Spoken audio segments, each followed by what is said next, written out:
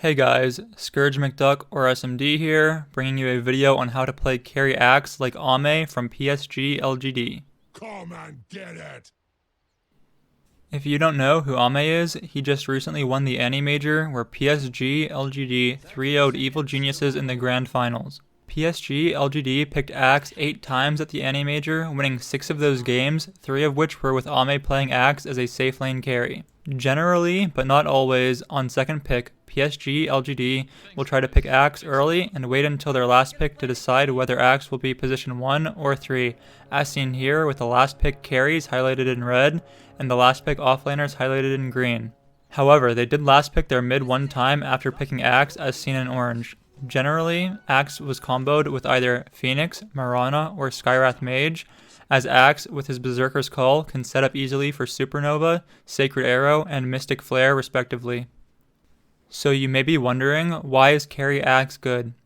Well, the main strengths of carry Axe are his laning, farming speed, ability to cut waves or steal enemy jungle with Manta style, and his high DPS burst potential coming from his Blink, Call, Manta combo once he gets his Aghanim Shard, which will allow him to proc counter Helix upon attacking, which will also work with his Manta style illusions. Even before you have Aghanim Shard, you can still cut waves and farm the enemy's jungle with your Manta illusions, which will make it very easy for your team to focus on picking off heroes rather than dealing with shoving lanes. Once you get Manta, try to invade the enemy's jungle so you can choose to either farm their camps with your illusions or send them behind the enemy's tier 2 towers to kill the incoming waves. This will allow your team to only have to focus on defending one lane or focus on ganking the enemies in their tri-camp. Another benefit of playing like this is the enemies will basically only have 2 options. Option 1, as previously mentioned, is to mirror you and try to play in your team's jungle, which may be difficult because if you are cutting waves, this will allow your team to bring more heroes into your jungle if they wish. Or option 2, trying to gank you. But with your level 10 and 15 talents and how quickly your hero farms, that won't be an easy task either. Abilities. Axe's first ability is Berserker's Call, often just called Call.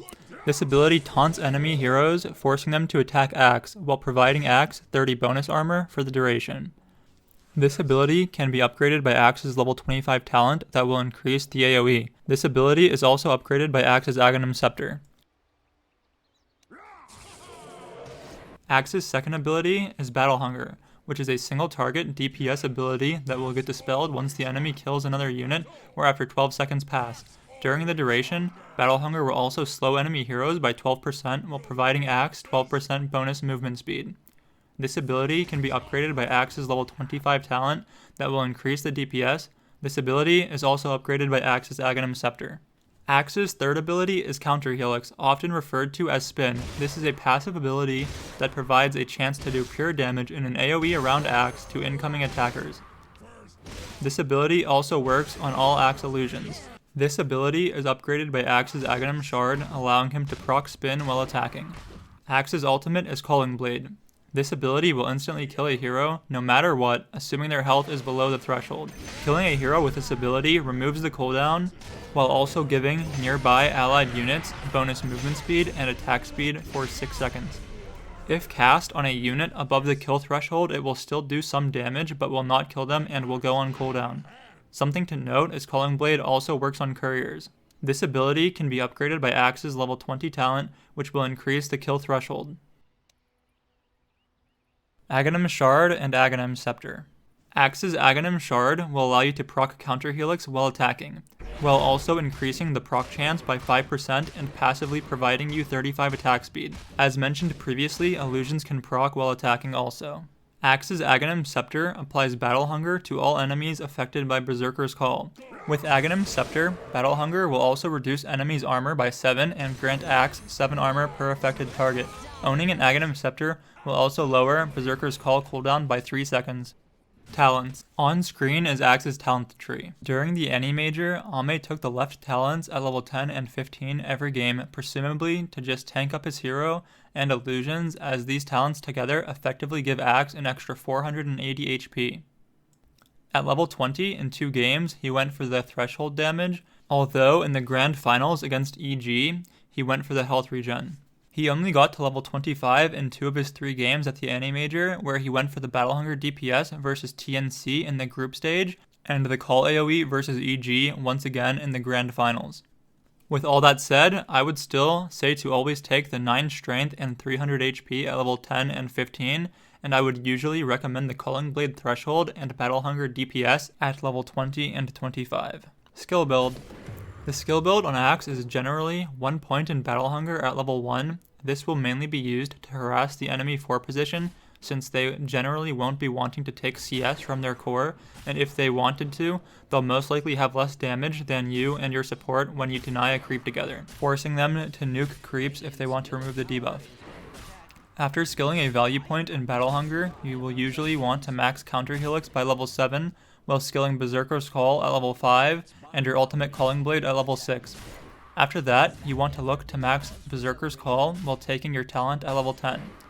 Then you can choose to get a few points in stats before maxing out Battle Hunger, or you can also just go for maxing Battle Hunger right away. The issue with maxing Battle Hunger right away is that the mana cost goes up, and when using Manta, Call, and potentially multiple Calling Blades in a teamfight, you will quickly run out of mana. Whereas stat points will give you and your Manta illusions more damage, HP, and attack speed, while also giving you a larger mana pool. However, once you get close to level 25, you should be having less mana issues, and you will want to have Battle Hunger maxed for the lower cooldown with your level 25 talent, which increases Battle Hunger DPS by 100, assuming you chose to take it. As you can see in this screenshot, Ame was initially prioritizing a second point in Battle Hunger when playing the I-League 2021 group stage, presumably for the damage to help him harass in lane. But then he switched over to leaving it at 1 point and prioritizing points in Call during the Ane Major, which I assume was mainly to help him farm stacks. Call can also be used to help you deny creeps, specifically ranged creeps, as they give the most gold and experience. As you can see here, Ame uses Call when the ranged creep gets low, so Ice Ice Ice on Timbersaw is forced to attack him and he cannot secure the last hit, leaving Ame able to deny it. Item build. First off, the item build is fairly straightforward, and the only really situational things are potentially delaying BKB if you feel it's not needed, and what to buy after AC. With that said, let's get into it. Starting items. Ame generally has 2 sets of starting items he does on most heroes. These are Tango, Quelling, Stick, Branch, and sometimes Fairy Fire, or Tango, Quelling, 2 stat items such as Slippers of Agility or Gauntlets of Strength, and 2 Iron Branches, which he also commonly does on Naga, Terrorblade, and Spectre also. Generally, I would prefer the first on Axe, but if Stick doesn't look very good in lane, you can prioritize the Gauntlets if you wish. Ame will almost never upgrade any of these stat items, and will just sell them when he needs the item slot. Early game items. While playing Axe as a carry, you generally want to rush Vanguard straight away after only spending your starting gold. Either send your courier to your secret shop or your hero to the enemies if you can afford to do so without losing creeps and taking harass, to buy a Ring of Health as soon as possible. After Vanguard, you can buy some smaller items like Boots of Speed, Raindrop, and finish your magic wand. Core items. So your first main item after Vanguard is going to be Manta. Generally, you will want to just buy the Yasha first for the movement speed, attack speed, and armor, and then just buy the recipe so you don't have to wait for it to fly out once you have gold for your ultimate orb, and you can just fully buy it and start cutting waves and farming the jungle quicker. After Manta, look for a Blink Dagger, which will allow you to initiate on heroes in teamfights or when looking for solo kills. After that, just save your gold for minute 20 and look to get an Aghanim Shard as soon as possible, because as mentioned quite a lot in this video, this is the main reason why Axe carry is viable at all. Then look for a BKB just to help you play teamfights and potentially escape while split pushing, and then Assault Cuirass or AC to get more attack speed and armor. Also, the minus armor provided to buildings will help once you are ready to high ground, since Axe isn't really the best hero at sieging. Late game or situational items. After all that, you can go for Boots of Travel to help you set up for pickoffs around the map, or upgrade your Blink Dagger to a Swift or Overwhelming Blink. Or look to upgrade your Vanguard into an Abyssal if you need more disable, or a Scotty if you'd rather have the BKB piercing slow. Or you can just buy a Moon Shard if you want more attack speed for you and your illusions. Neutral items. Generally, you just want neutral items that will provide you damage, HP, and attack speed, so I'll quickly go over what I think are the best items for Axe on each tier. Tier 1, Chipped Vest, Ironwood Tree, Possessed Mask, and Broom Handle. Tier 2, Aquila, Dragon Scale, Essence Ring, and Quicksilver Amulet. Tier 3, Titan Sliver, Spider Legs, Mind Breaker, Orb of Destruction, Elven Tunic, and Cloak of Flames. Tier 4, Illusionist Cape, Minotaur Horn, Ninja Gear, The Leveler, Trickster's Cloak, and Penta-Edged Sword. Tier 5, Giant's Ring, Pirate's Hat, Apex, and a Mirror Shield. Laning. Generally, in lane, you will want to focus on farming and trying to get high levels in Counter Helix and getting a Vanguard as soon as possible. You can use your Battle Hunger to harass the enemy fort position and your Counter Helix to tank creeps out of tower range, or by clicking any enemy showing on the map while creeps are standing near you, they will aggro and you can proc spins to push the wave, thus putting you in a less dangerous position while your supports pull. After that, look to rush your Vanguard ASAP and start farming jungle and stacks.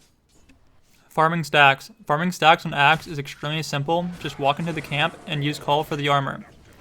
Assuming you have your Vanguard finished and spin maxed out at this point, the camp should die extremely fast, and the cool thing about farming stacks on Axe is the larger the stack, the quicker you will farm them, as you'll have more creeps attacking you, thus giving you more chances to proc Counter Helix. How to use your Manta. To use Manta on Axe, you can either tab between the illusions or make separate hotkeys for each. Then you can either A-click them where you want them to go, or move command, then shift A-click, so they don't get distracted while pathing to where you want them. After that, for ganking with Blink, you mainly just need a Select All hotkey, so you can Blink, Call, Manta, click the Select All hotkey, then right-click the enemy. Closing out games. After that, the rest of the game is pretty straightforward. You can look to Roche somewhat easily once you have Manta and Aghanim Shard, as the illusions will proc Counter Helix on Roche. With Aegis, just look to cut waves, take good fights, pick off heroes, and eventually high ground with the second Aegis and Assault Cuirass, or just after a one team fight or a core pickoff. With all that said, thanks for watching the video, and make sure to subscribe if you want to see future content like this. Also, please like the video if you liked the video, or dislike if you didn't, but in that case, I would appreciate feedback in the comment section. Also, if you would like to support me, you can follow me on Twitter or Twitch, links can be found in the description. And if you would like to support my team, you can follow our Twitter, or buy our fan bundle in the Dota 2 client. Thanks for watching, goodbye. You still dying out of tips.